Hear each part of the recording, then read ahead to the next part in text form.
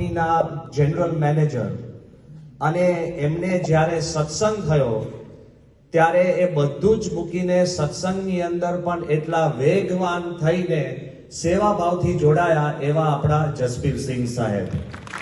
એમને સત્સંગ, આપણા અસ્કી પાત્રાવાલાને યાદ કરીએ, જસબીરસિંહના ધર્મપત્ની દ્વારા જસબીરસિંહને સત્સંગ થયો અને પ્રમુખ સ્વામી સાથે એટલા બધા જોડાયા. એવી જ રીતે મહંત સ્વામીમાં પણ એટલા જ દિલથી જોડાયા. બાબા, આપને ખાસ યાદ એ કરાવવાનું કે પહેલો કોઈએ સંકલ્પ કર્યો હોય કે આ ભૂમિની અંદર શિખરબદ્ધ મંદિર થાય તો એ જસબીરસિંહનો એ સંકલ્પ હતો. અમે કેટલી વાર એમને પાછા પાડવાનો પ્રયત્ન કર્યો કે ભાઈ સરદારજી, તમે મંદિરની વાત કરો પણ શિખરબદ્ધ મંદિરની નહીં. પણ એક જ વાત કરતા કે શિખરબદ્ધ મંદિર. જેવું સ્વામી આપની દયાથી જ્યારે શિખરબદ્ધ મંદિરની જાહેરાત થઈ એટલે બહારેન એમનું કેટલું મોટું ઘર, મોટો વિલા, કરોડો રૂપિયાનું ઘર, એ બધું છોડીને દુબઈની અંદર પ્રથમ સ્વયંસેવક તરીકે કોઈ પણ આપણે ત્યાં આવ્યા હોય તો જસબીરસિંહ સામાન્ય ફ્લેટની અંદર ગયા. અને અહીંયા એમનું બીજું ઘર પણ ખરું, પણ એમણે કીધું હતું કે મેં હવે સંન્યાસ લીધો છે. એમના ધર્મપત્ની બીજે રહે, એ ત્યાં આપણા નાના એક ફ્લેટમાં રહે. સંતોએ રસોઈયાની એક વ્યવસ્થા કરી હતી કે ના, હું સ્વયં પાકી જાતે જ બનાવીને જમીશ, સેવા કરવી, જાતે જ બનાવીને જમવાનું.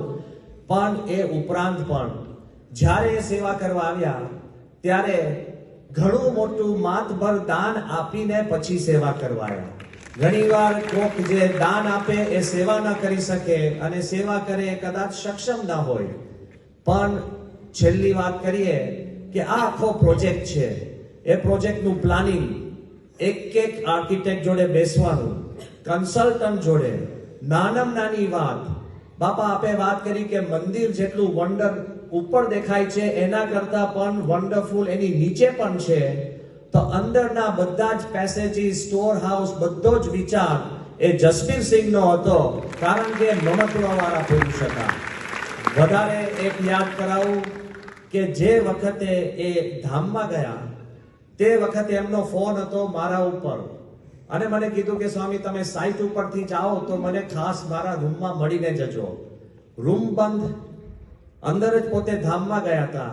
પણ જ્યારે બારણું તોડીને ખોલીને જોયું તો સ્વામી એમના મુખારવિંદ ઉપર જે સ્મિત હતું, સેવા કરવાનો જે સંતોષ હતો, અને આંખની અંદર પણ જે ચમક હતી, ત્યારથી મેં પણ એક વિચાર કર્યો કે I would rather die with a smile on my face and a dream in my eyes. This was જસબીરસિંહ. ત્યારે આપણને ખબર પડે કે આવા સ્વયંસેવકો જે બધું જ આપવા તૈયાર છે એ આપણા આ મંદિરના પાયામાં છે. અને છેલ્લે એમનું જે તે ઘર, કેટલી બધી મિલકતો એ સંતો અને મંદિરના નામે પોતે લખીને ગયા. એવા આ કુટુંબ બહુ જ પવિત્ર કુટુંબ.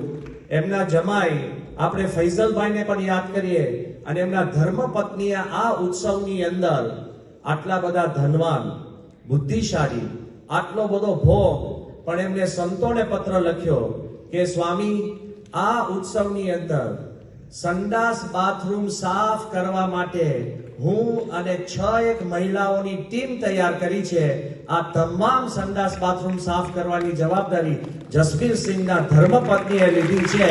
આવા સ્વામી સ્વયંસેવકો છે.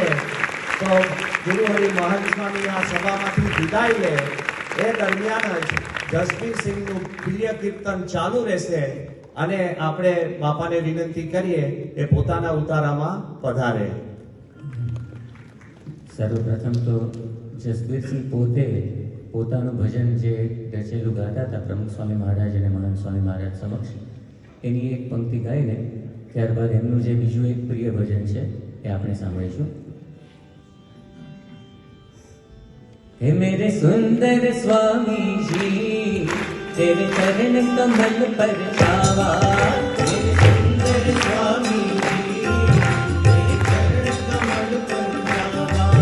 मेरे सुंदर स्वामी जी, मेरे सुंदर मेरे सुंदर